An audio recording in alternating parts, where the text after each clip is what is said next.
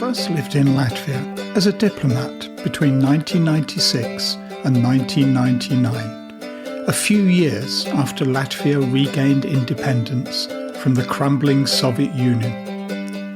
I returned to live in Latvia in 2022. This podcast series is based on my observations and experience, with some history and comparisons with my home country of England on aspects of life in Latvia and things to see and experience.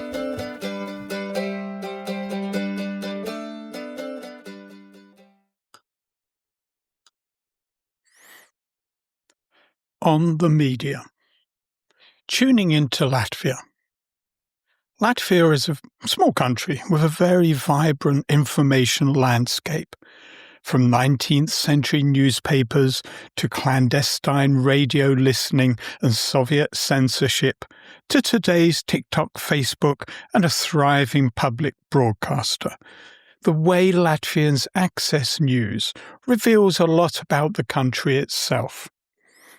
I want to explore who truly shaped the stories people have lived by here by examining Latvian media across 4 chapters.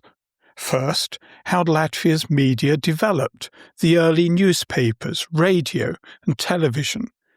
Then, how it was distorted and controlled under Soviet occupation, and how it contributed to the struggle for independence. Afterwards, we'll jump forward to today's bustling online media landscape. Finally, we'll consider something very 2020s, why Riga has become a haven for Russian journalists who can no longer work safely in Russia. It made me reflect on how I remembered the media in Latvia when I first arrived in the country as a diplomat exactly 30 years ago. I then started to compare those hazy memories with today's media landscape, and also to compare Latvia's media journey to how the media has evolved in the UK. Join me for the ride.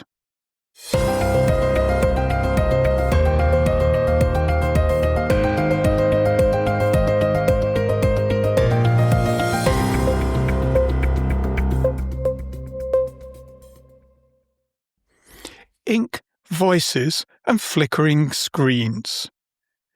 When you walk past a Latvian news kiosk like Narvesen today, it's all very familiar to an Englishman brought up with local news agents and W.H. Smith, headlines, gossip magazines, a wall of newspapers. While at school in South London, I earned pocket money by delivering newspapers to local people's homes every day. But the story of how Latvians first got their news is much older and much more turbulent than that neat little kiosk suggests. If you go back 2 centuries, there was no radio, no television, and certainly no social media, only print. In 1822, a newspaper called Latviešu avīzes, Latvian newspapers, began appearing in Jelgava, making it one of the first regular Latvian-language papers. For everyday people, like farmers, teachers and craftsmen, this was more than just news. It marked one of the first times the Latvian language and Latvian interests were documented as something that genuinely mattered in their own right, rather than as a footnote to someone else's empire.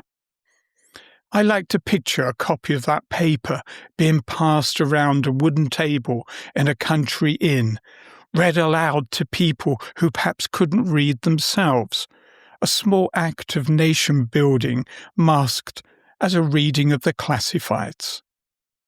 Throughout the 19th century and into the early 20th century, more newspapers and magazines emerged.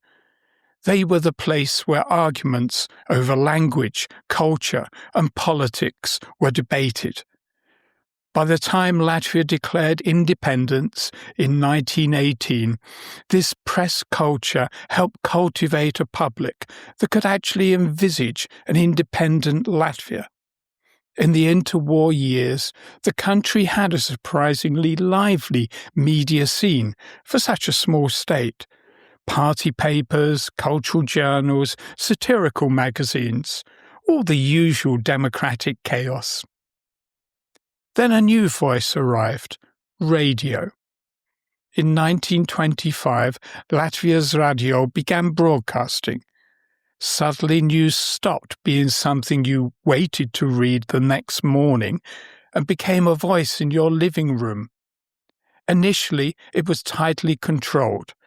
Radio news was meant to retell what the newspapers had already published, not break stories itself. The very first original radio news item, quite charmingly, was about the King of Sweden visiting Riga.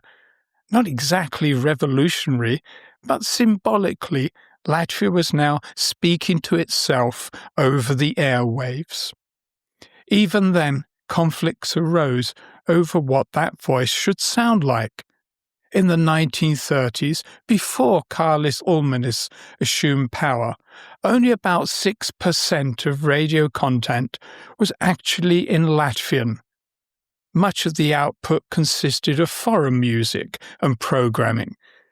Latvian newspapers called for more local broadcasting, even as the government viewed radio as both a window to the world and a tool it needed to control. The airwaves became another arena where national identity was negotiated. And then, of course, came the Great Interruption. Following the Soviet occupation in 1940, newspapers, radio, and later television were transformed into tools of the new authority. Editors were replaced, content was restructured, and instead of reflecting Latvian society, media were used to portray the Red Army as liberators and the new regime as entirely normal. On paper and on broadcast, life was meant to appear calm and orderly, even as it was being completely reorganized beneath the surface. Yet the habits formed during the interwar years did not disappear. People had learned to read between the lines and listened for what was left unsaid. Foreign radio stations, rumours, and whispered stories became a parallel source of information alongside the official press. Television arrived in 1954, with Latvia being the first of the Baltic republics to launch a TV channel. It added pictures to the radio voice, but the script was still written in Moscow. News bulletins showed the world only through the approved ideological lens. Still, people gathered around their sets for the main programs, just as they had gathered around newspapers and radios before. By the 1980s, however, the tone began to shift. Amid perestroika and the national awakening, you could observe subtle changes in Latvian broadcasting. More local stories, a slightly altered language, programs that edged closer to what people were actually discussing.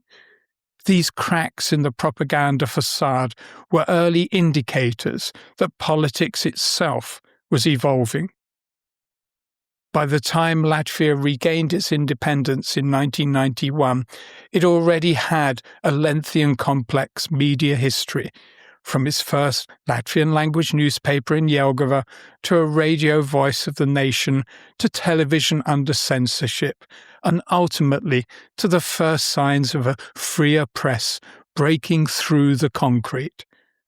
And that forms the backdrop to the Latvia you and I understand today, a country where you can scroll the news on your phone in a cafe in Riga, but where, not so long ago, reading the wrong paper or listening to the wrong station could be an act of quiet resistance.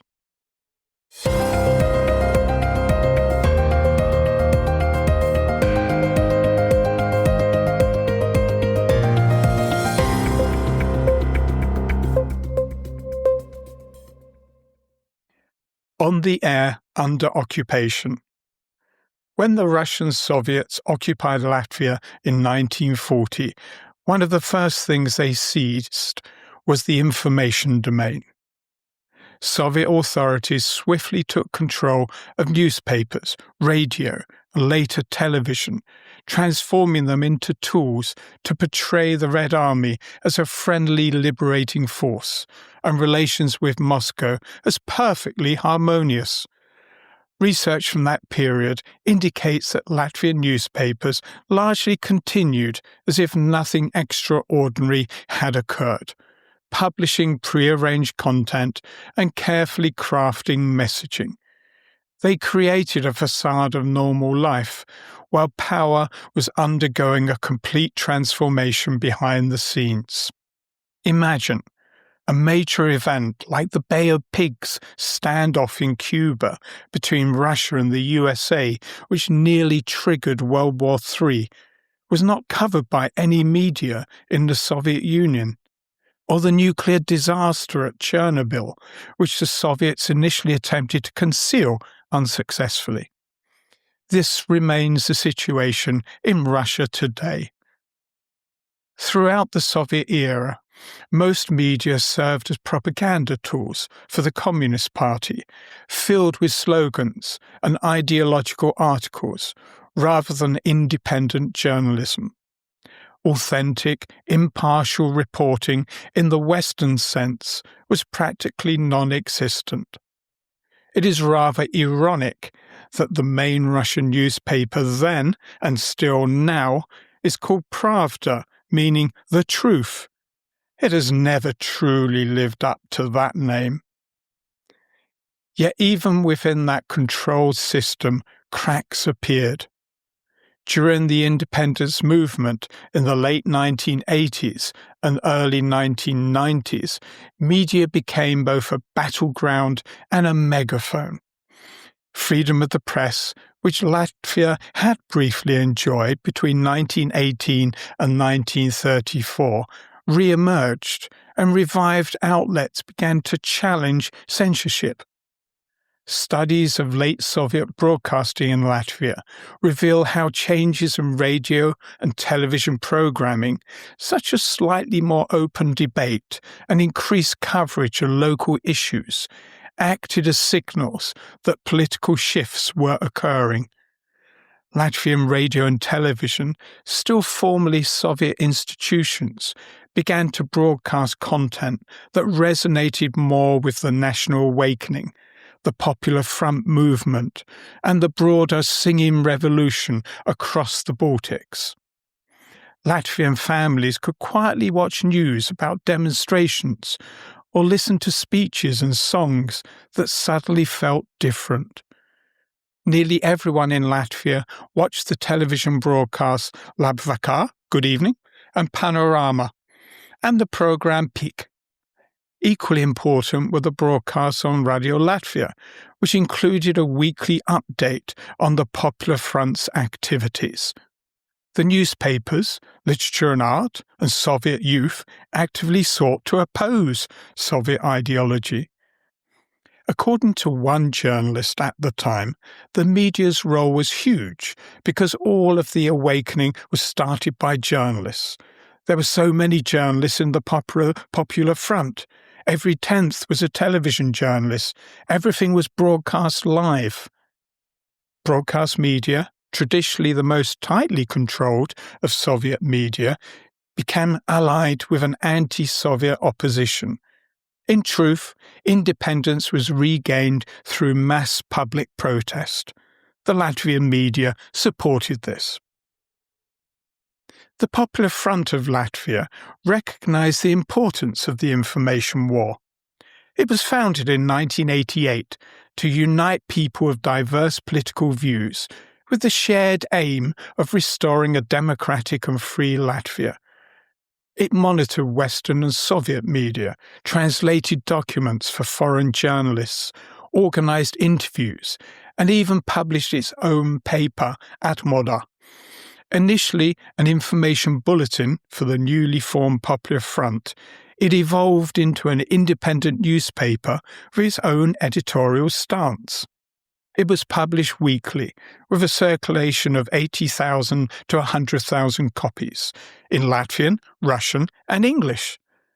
During the years of struggle to regain independence, Atmoda was the key media outlet.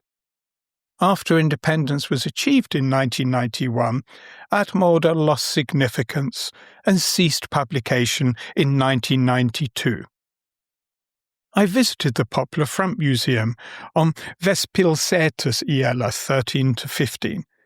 Spread over 3 floors of an old building, it tells the story of the resistance movement in visual form, the political scene, Popular Front activism, the Baltic Way and the barricades. The last 2 I've covered in separate episodes.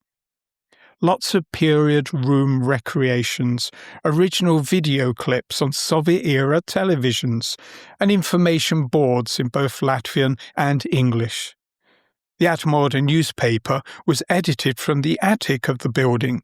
You can visit the room. The museum is open 6 days a week and is free to visit. I was the only visitor during the hour I spent there. Such a pity.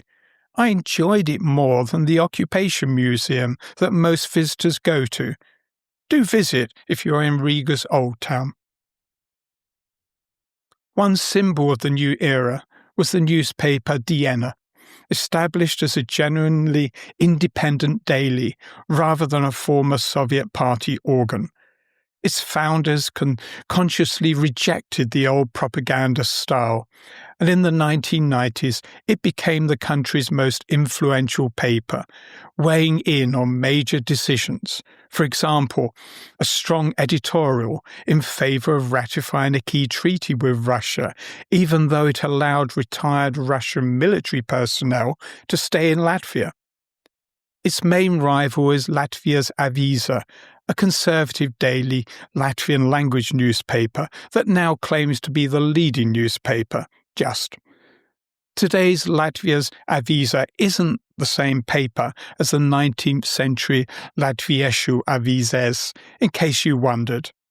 It began in 1988 as Lauku Avīze, rural newspaper, in late Soviet Latvia, and in 2003 it was renamed Latvia's Avīze. When I was a British diplomat in Latvia from 1996 to 1999, the embassy had a third secretary, a press and political officer, supported by the ambassador's Latvian secretary. Every morning, Sarah could be found buried under a pile of Latvian newspapers, so she could brief the ambassador and me on what reporters were saying about the issues we were heavily trying to help Latvia with, especially de-Russification policies that met international law standards. I also remember that in the 1990s, the day's newspapers were pasted onto centrally-located hoardings, page by page, for people to read who perhaps could not afford to buy a newspaper each day. How much has it changed in the way people consume media today?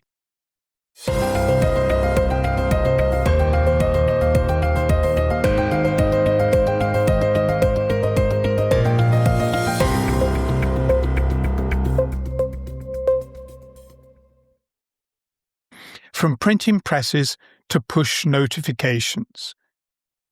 Fast forward to today, and you find a relatively small but crowded media market. Latvia has public service broadcasters, Latvian radio and Latvian television, alongside private TV channels, commercial radio, national and regional newspapers, and a growing online-only sector.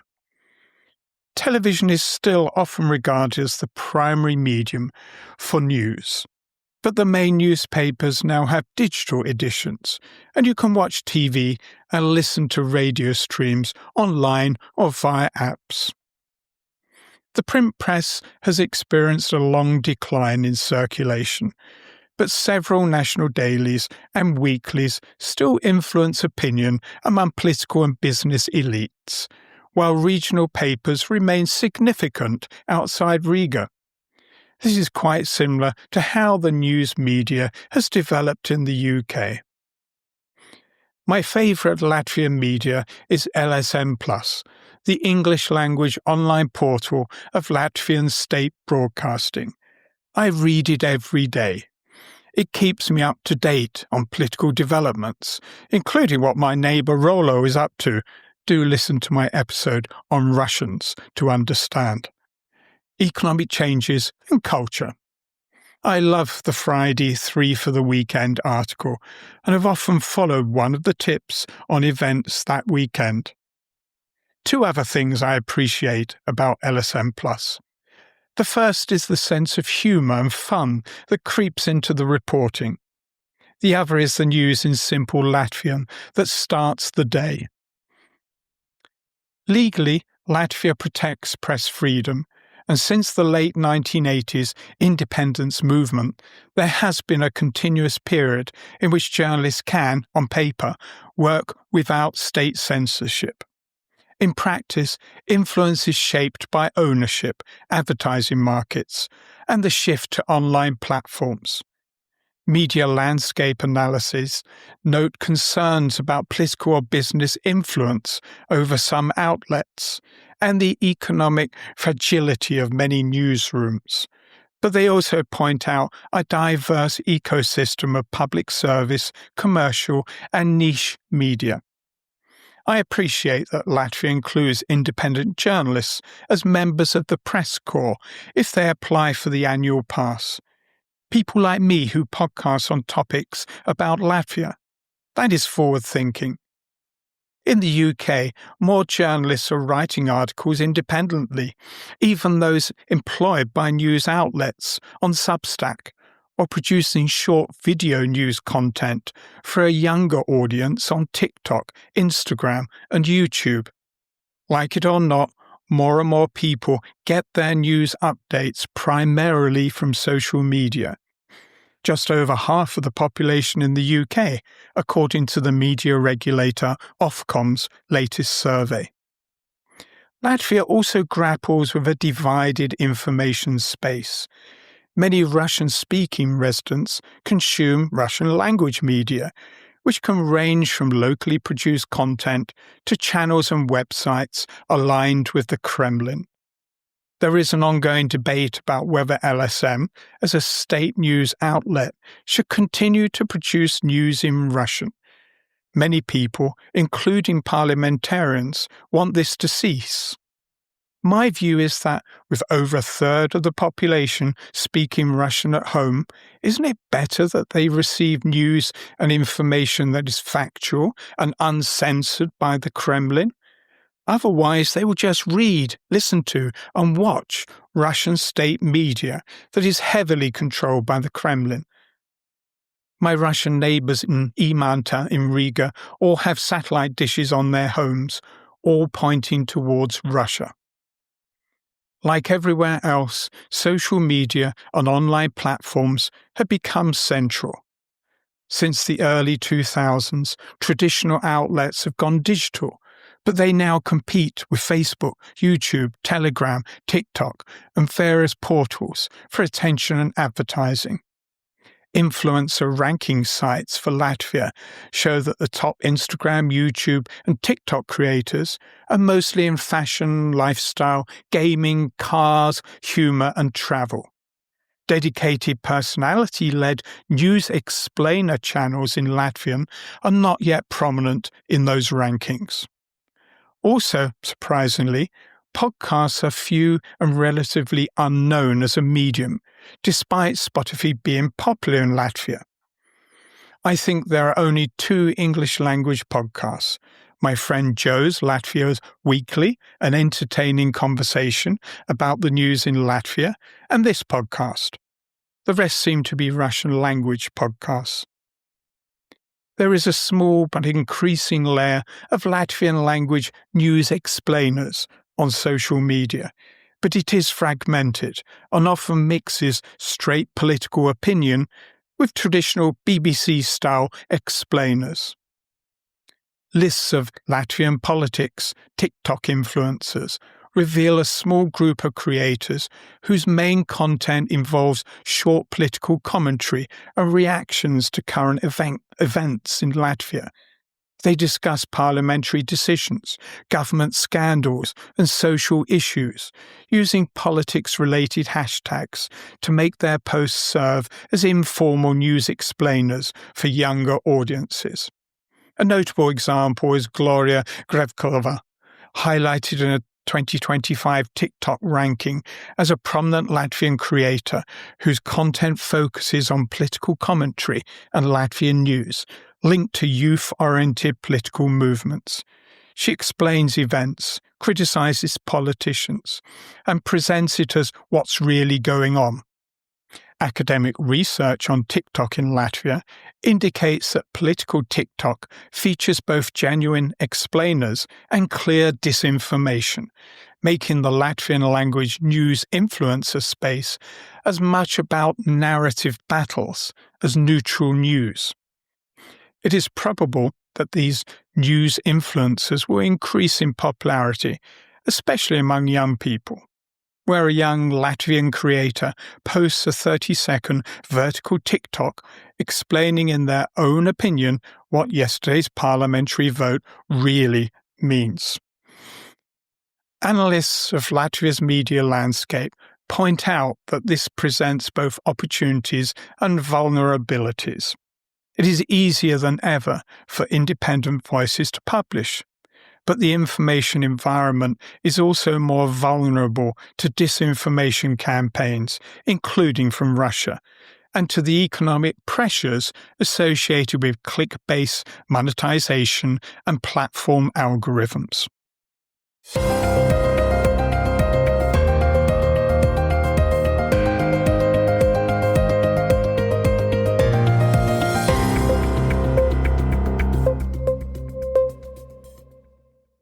Broadcasting from exile. One of the most noticeable changes in recent years is that Latvia, and Riga in particular, has become a refuge for Russian journalists who cannot work safely in Russia. After the Kremlin increased control over independent media and implemented strict foreign agent and wartime censorship laws, some outlets chose exile. Meduza, one of the most well-known Russian independent news outlets, has had its headquarters in Riga since 2014. Its journalists have been branded foreign agents and undesirable by the Russian state, with their content blocked inside Russia and staff harassed, prosecuted, or compelled to leave. Latvia has also hosted other Russian independent media projects, though it has not always been without controversy. The TV channel Dozhd, TV Rain, for example, moved some of its operations to Latvia after being blocked in Russia, obtained a broadcasting license, but later had that license revoked by the Latvian media regulator over what authorities called threats to national security and public order. For exiled Russian journalists, Latvia provides legal protection and a base close to their audience, but not complete freedom from pressure. Reporters mention being unable to return to Russia due to fear of long prison sentences under foreign agent and discrediting the army laws, and some have encountered harassment or digital attacks while even abroad. At the same time, operating from Riga lets them maintain a degree of editorial independence they simply couldn't have inside Russia, and they continue to cover Russian politics, human rights, and the war in Ukraine, even if many of their readers and viewers now rely on VPNs or mirror sites to access them. However, Latvia has effectively banned Russian state and Russian-registered TV channels from broadcasting within its territory, with the bans linked to Russia's war in Ukraine and the concerns over national security.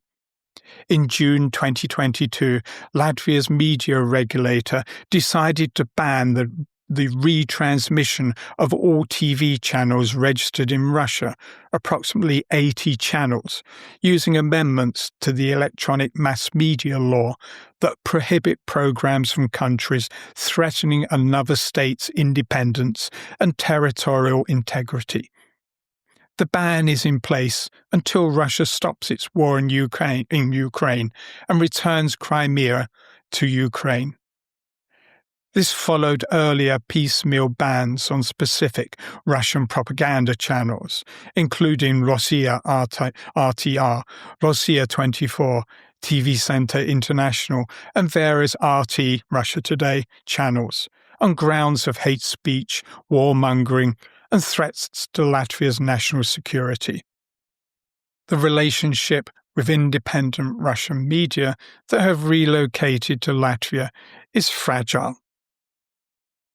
For Latvia, this creates a new role, not only managing its own information space, but also acting as a small but important hub for Russian-language journalism that refuses to follow the Kremlin line, with all the security, regulatory, and political debates that come with that.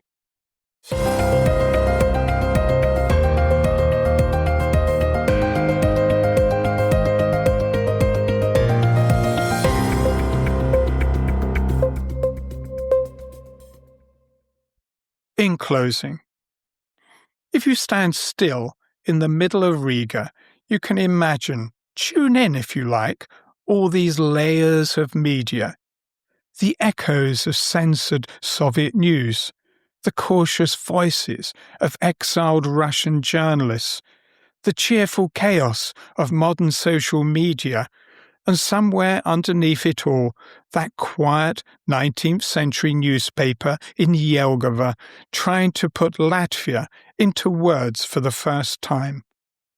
How Latvians receive their news has changed, but the struggle over who tells the story and in which language is very much alive.